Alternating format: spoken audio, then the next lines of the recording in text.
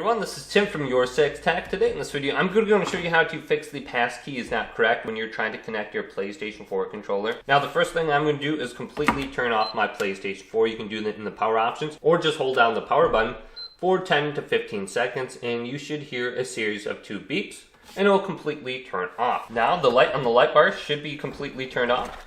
Locate the power cord and unplug it from the wall outlet for at least 1 minute and then plug it back in. Then go to your PlayStation 4 controller and plug in a USB cable to both the PlayStation and the PS4 controller. Now try turning on the PlayStation controller by pressing the PlayStation button, and it turned on my PlayStation 4. Now if that doesn't work, now we could also try resetting the PlayStation 4 controller with a toothpick. There's a small hole right here we can press down and the controller shut off. Then we can try connecting again and see if that works. Also try different USB slots on the PlayStation 4 and also different USB cables.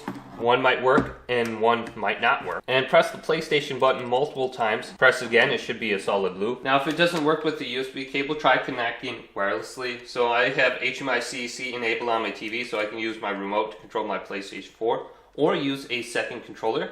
Go on over to settings.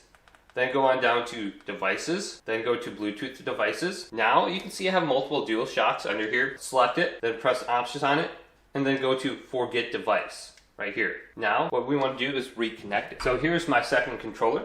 Press the PlayStation button and the share button at the same time and put it into the Bluetooth pairing mode.